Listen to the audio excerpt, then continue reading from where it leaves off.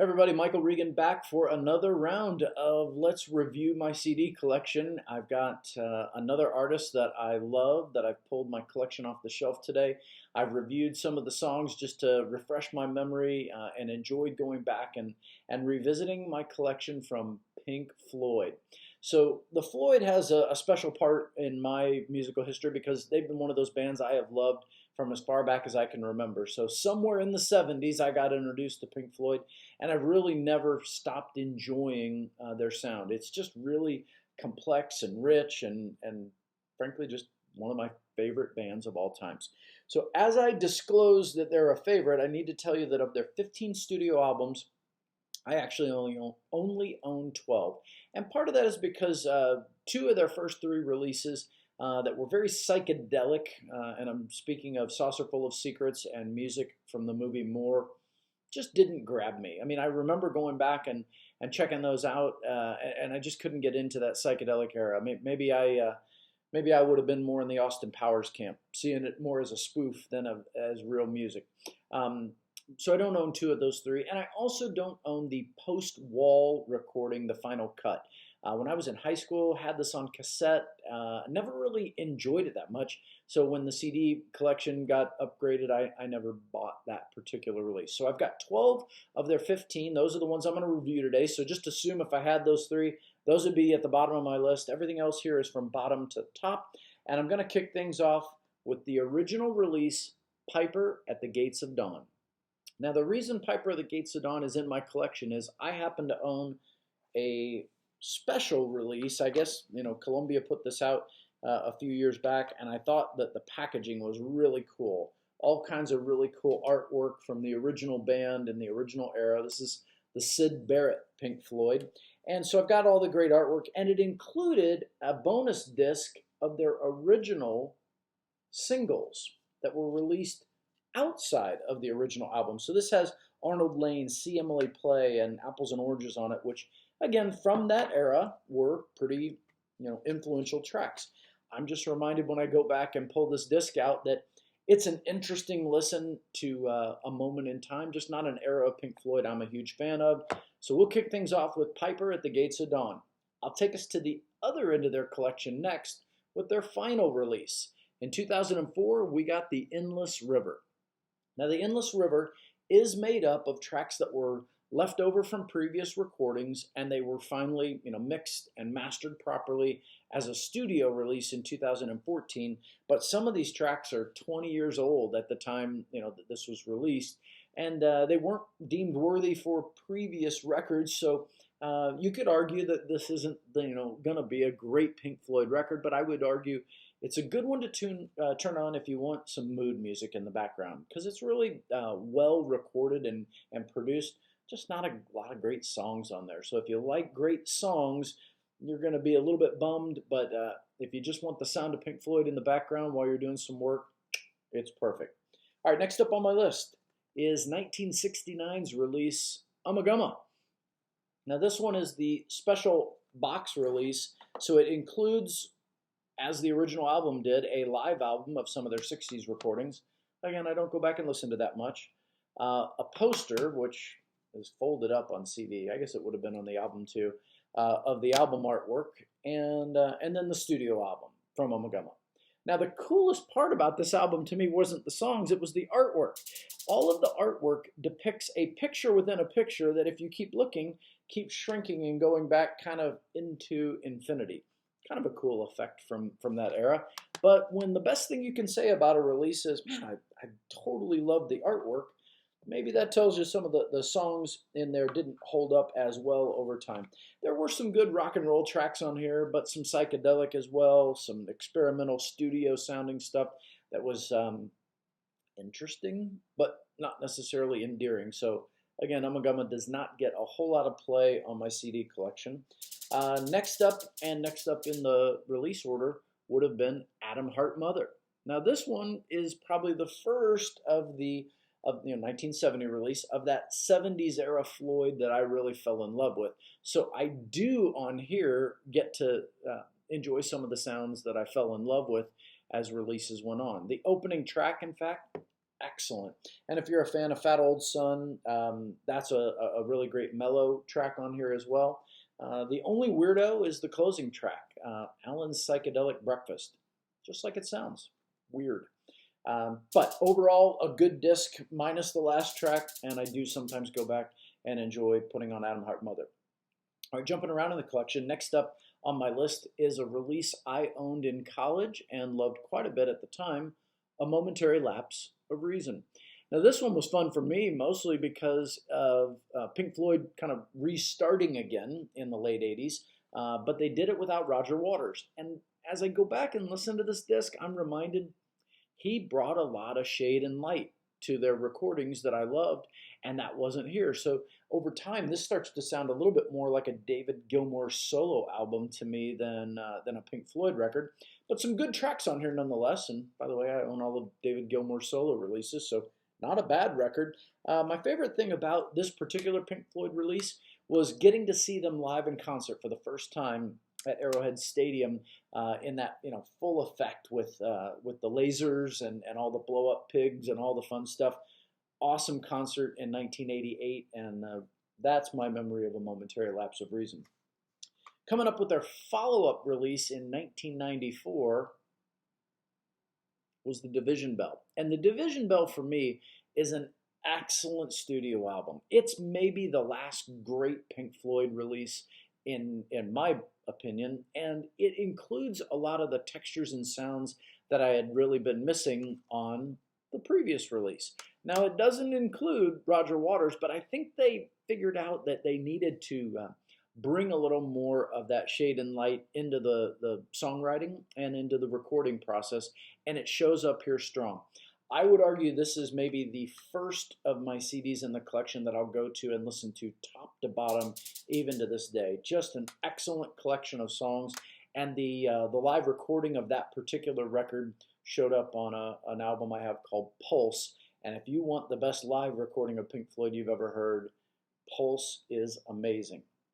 Okay, diving back into the 70s, next up on my list is Obscured by Clouds. Now, the opening track to this is great, and I think there are some interesting tracks on here that I really like. Absolute Curtains at the end is my favorite. The reason this one starts to rank right in the middle of my collection is this was the record released right before Dark Side of the Moon, and you could hear in this recording they were starting to figure out how to write those songs that became epic. So while these songs in particular may not fit the epic category, it was coming, and you could feel it, and I love going back and listening to Obscured by Clouds every once in a while just to revisit some of that deep, heavy synthesizer and that moody music that they so popularized in the 70s. All right, speaking of moody music, I'm going to bring this one up next, and this is going to shock somebody because I know most people would probably have this higher on their list, but I'm going to show you The Wall. That's right, folks. This one, a 1979 classic from Pink Floyd, including all of the original artwork that came in this double disc collection. Here's the deal. I love The Wall. Loved it as a kid, still love it today. My problem with it today and why it doesn't rank in my top 4 is really based on two simple thoughts. One is, as a double disc, it's really long, so you got to really be in the mood for a really long run of Pink Floyd songs. And I do think The Wall was recorded and meant to be listened to from top to bottom. It's not a singles album, right? It's a concept album. So to have a full run at it is a lot. And the other is, you start to realize as you get older that this character, Pink, that was depicted both in the album and later on in the movie, was a pretty dark character. And as I get older, I have less interest in going back and revisiting dark themes. So The Wall becomes a really tough one. But Hey You is maybe one of my favorite Pink Floyd songs of all times. And so for that alone, I love going back because it's smack dab right in the middle of the recording. And it's like an apex for me in the middle of The Wall. All right, next up is certainly a record that's going to shock somebody because I am certain this is at the top of many of your Pink Floyd collections, and I'm talking about The Dark Side of the Moon. I don't think I can say much about this record that hasn't already been said. It is a bona fide classic. The reason it doesn't rank in my top 3 is really simple. I have listened to this thing maybe as much as any record in my collection. I mean, I can't count the thousands of times that Dark Side of the Moon has been on in my collection. What I do know is when I turn it on, it's like revisiting an old friend. It never sounds tired. It never sounds outdated to me. It's always fresh. I just don't go to it as often simply because I've listened to it so many times. Now, frankly, that's true of the next three as well. But for me, Dark Side of the Moon just doesn't have that same pop as these next three, even though I'm calling it a bona fide classic. So, guys, we are in classic territory here. And that is also going to be true of another one that's going to be somebody's favorite, and that's Wish You Were Here. I mean, look, Shine On You Crazy Diamond, epic. Have a Cigar, epic. Welcome to the Machine. These are absolute epic Pink Floyd songs, and if this is your favorite disc in your collection, I don't blame you. This one holds up very well even to this day, and I love listening to it. Funny enough about my comment with The Wall, my only bummer with this one is it felt like I wanted another track or two. Every time I listen to it, I feel like, oh man, it's over too fast. But these are Pink Floyd classics, and if you're looking for a greatest hits of Pink Floyd, you're going to want to own a copy of Wish You Were Here. All right, one of these two is going to be a surprise to you, and I'm not sure which way that's going to go. But I'm going to acknowledge that next up in my number 2 slot is a record that over time has been my favorite Pink Floyd record at different points in history. And so it'll come and it'll go depending upon the era. But, you know, my only rule with this recording was if I pull them off the shelf today, which one's going to be in my number 1 slot? And this one fell to number 2, if for no other reason than what I'll tell you about number 1 in a moment. Number 2 on my list is Animals. And listen, Pigs on the Wing, Dogs, Sheep, these are epic, classic Floyd songs. And I remember in college putting this thing on and just letting it run over and over and over because the sounds were so cool on my stereo system. I still love it today. I put it on from time to time. I freak out Harley, my dog, because he gets to hear all the cool barking noises on there and he wants to know where all of his buddies are. This Pink Floyd reissue was really well done on CD when Capitol Records put it out, and Columbia did one as well. Look, I don't know what to say about Animals that hasn't been said. This one ranks for me as number 2. And top on the list, get ready to be surprised, is Meddle. Now, if you're a Pink Floyd fan, maybe that's not a big surprise to you, but Meddle was not a record that had all of those Wall, Dark Side of the Moon, Wish You Were Here, maybe even Animals classics on it. But this CD, when I put it on today, gives me the greatest energy from Pink Floyd of all of the discs. I mean, when I put this on, I feel lost in the sounds of Pink Floyd, and I love it. And for a guy who has never taken any substances with his Floyd listening, this one is the one that I would imagine it would be the reason people might have, because I can't imagine what you'd be thinking listening to some of these amazing sounds. I could rattle off the tracks here, but if you know these songs, you already know them. If you don't know this album, go check it out, because it's not the singles on here, it's the sound, it's the production. These are amazing recordings, and if you're a Floyd fan at all, you've got to have Meddle in your collection. And here's my only bonus recommendation with that particular disc.